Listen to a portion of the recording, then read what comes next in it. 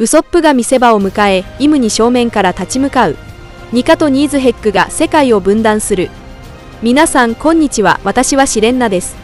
長い2週間がようやく終わり、ワンピース第1177話のネタバレ速報が入ってきました。タイトルは激怒です。この話では麦わらの一味の活躍が非常に素晴らしいです。物語の冒頭、ゾロたちは黒天した巨人の軍団に攻撃を仕掛けます。チョッパーも怪物形態で参戦し、そのうちの一人の巨人に強烈な一撃を与えます。するとその巨人が思いがけず元に戻り、みんなはこれに驚愕します。一方、サンジのチームはキリンガム星の制圧に成功します。サンジは彼の頭部をジンベエに任せて抑え込ませ、フランキーと協力してその両脚を縛り上げます。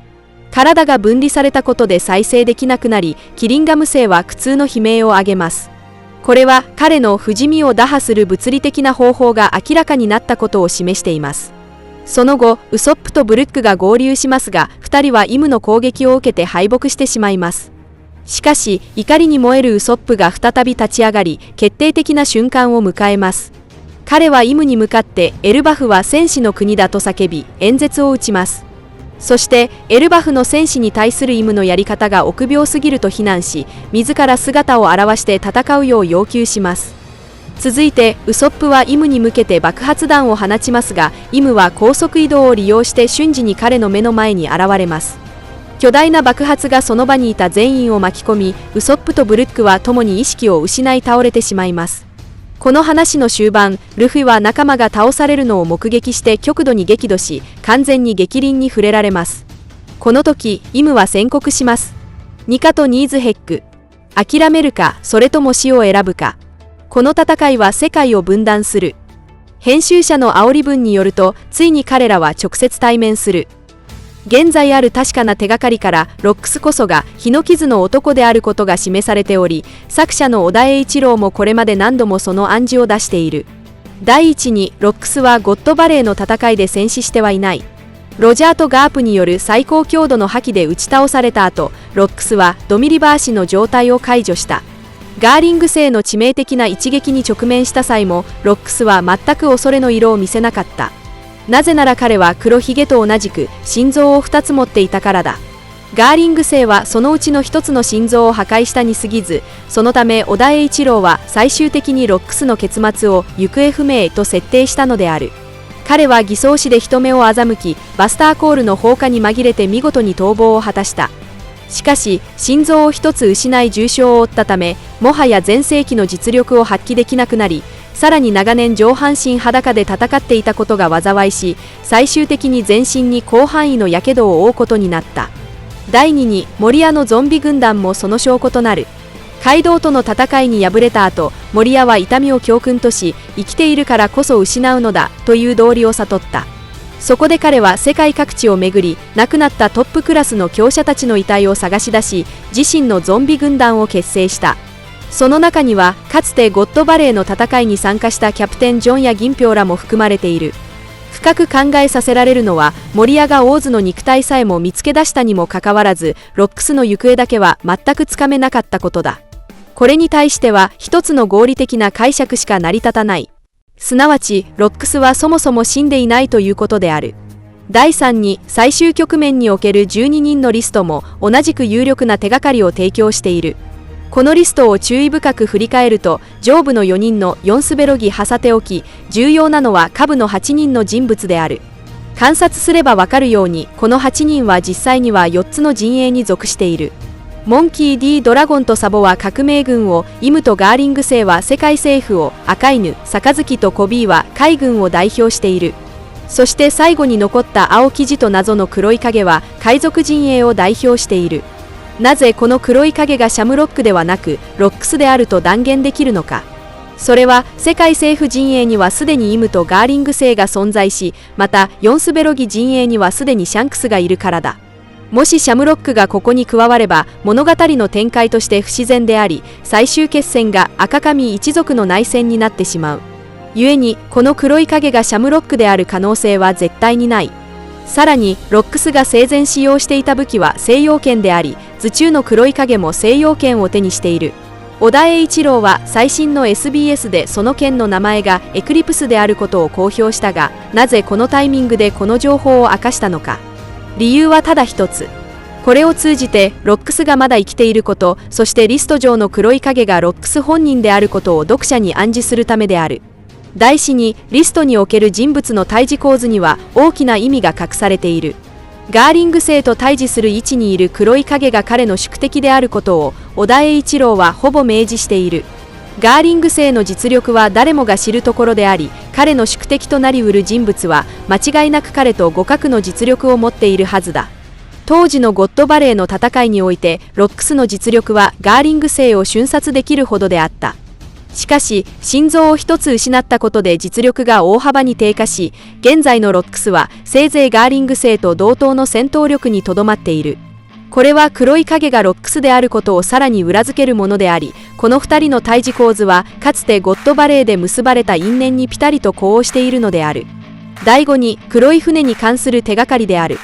黒ひげ海賊団が青生地と会話した際、日の傷の男は黒い船に乗っており、誰かが近づくと極めて危険な巨大な渦潮が発生すると明かしていた。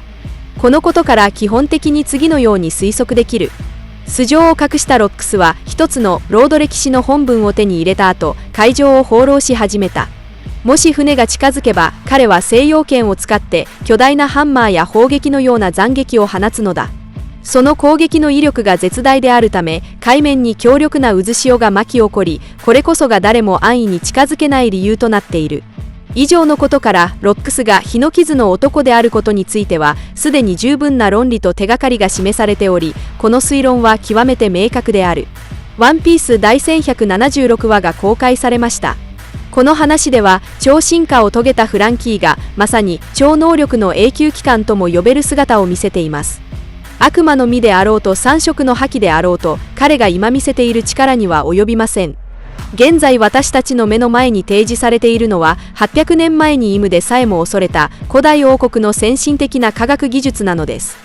かつて NES ロビーで CP9 のメンバーであるフクロウと交戦した際、フランキーが動力源となるコーラを世界中で探し回ったという窮状を振り返ると、サイボーグの最大の弱点がエネルギー不足であることが浮き彫りになります。しかし、もし持続力の問題が解決できれば、フランキーは一撃で古代種を倒せるほどの強大な存在なのです。以前のエッグヘッド編では、みんなが急いで撤退しなければならなかったため、ベガパンクの先進的な科学技術をフランキーに応用する時間がありませんでした。しかし今回のエルバフ編で、この弱点がようやく補われました。今回最初に披露されたのは、万能吸収変換炉です。これは小型の装置でフランキーの腕に完全に取り付けることができます。この装置を装備することでフランキーはまるで闇闇の実の能力を得たかのように、闇水のようにあらゆるエネルギーを吸収できるようになりました。この能力には黒ひげことマーシャル D ティーチでさえ驚嘆するでしょう。彼が吸収したエネルギーは一切の無駄なく自身の動力として完全に変換され、その継続戦闘能力は緑牛のモリモリの実すら凌駕します。これ以降、フランキーは戦闘でエネルギー切れを心配する必要がなくなりました。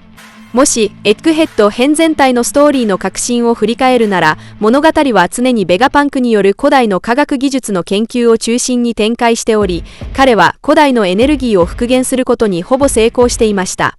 エネルギーは全ての文明の基盤であり、木の摩擦による火起こしから人工太陽に至るまで、エネルギー形態の変化は無数の変革をもたらし、同時に無数の戦争を伴ってきました。900年前、古代のエネルギーはすでに全ての技術の核心となっていました。それは800年後のベガパンクで再現できない先進的な兵器を駆動させていたのです。では、この力と古代兵器との間には一体どのような関連があるのでしょうか。ベガパンクとマッツチームのメンバーとの間の絆は結局のところ次の世代へと受け継がれました。ベガパンクとクイーンがかつて同僚であったように、現在ではリリスもフランキーと協力し始めています。彼らは島レベルの火災を一度に吸収し、その吸収したエネルギーを自身の動力に変換することができます。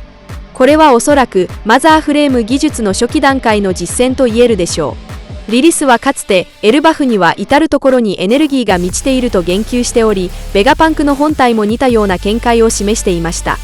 彼の夢は無限のエネルギーを作り出し、それによって人類が資源を奪い合うことで勃発する戦争を完全に終わらせることであり、彼はその夢をほぼ実現させていました。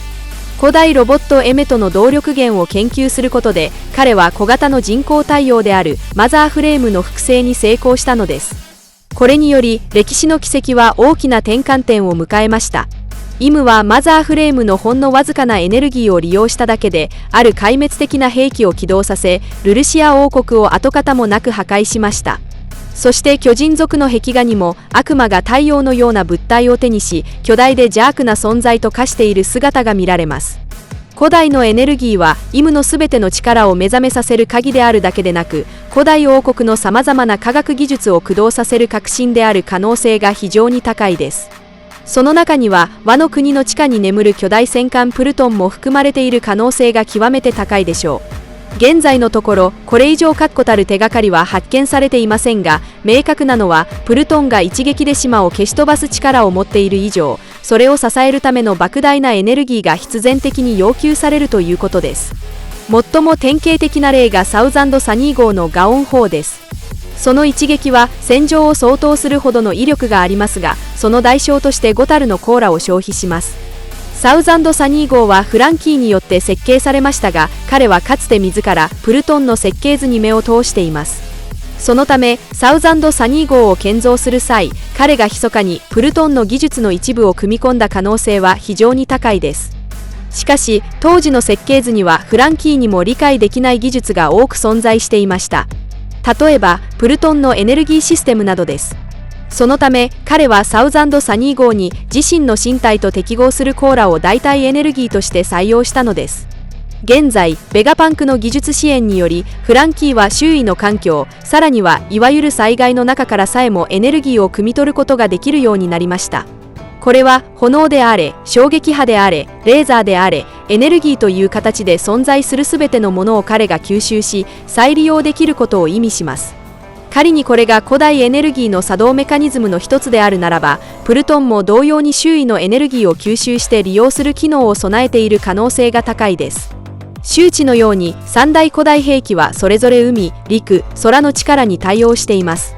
その中で大地の力を代表する戦艦プルトンは地形を変えるほどの強大な能力を持っているのかもしれません。例えばワノ国の海底火山から噴出したマグマを再び吸収して形成し、ワノ国を囲む巨大な壁に変えるといった具合です。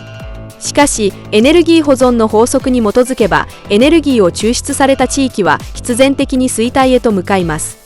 川の水分が抽出されれば干上がり、木々の生命力が汲み取られれば枯れてしまうのと同じです。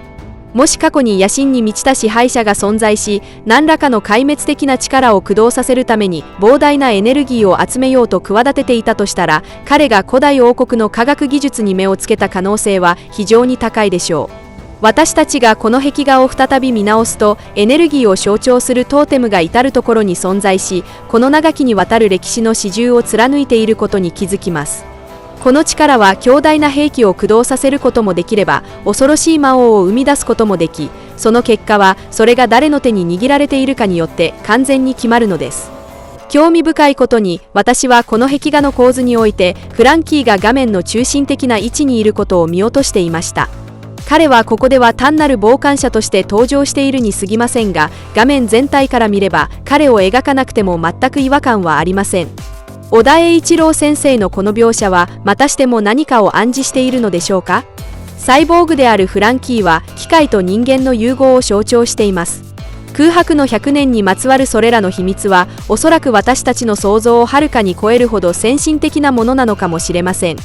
以上が今回の動画の内容です。最後までご視聴いただき本当にありがとうございます。もしワンピース漫画の熱心なファンであれば、ぜひ私のチャンネルを登録してください。皆さんの応援が私の動画制作の最大の原動力です。それではまた次回をお会いしましょう。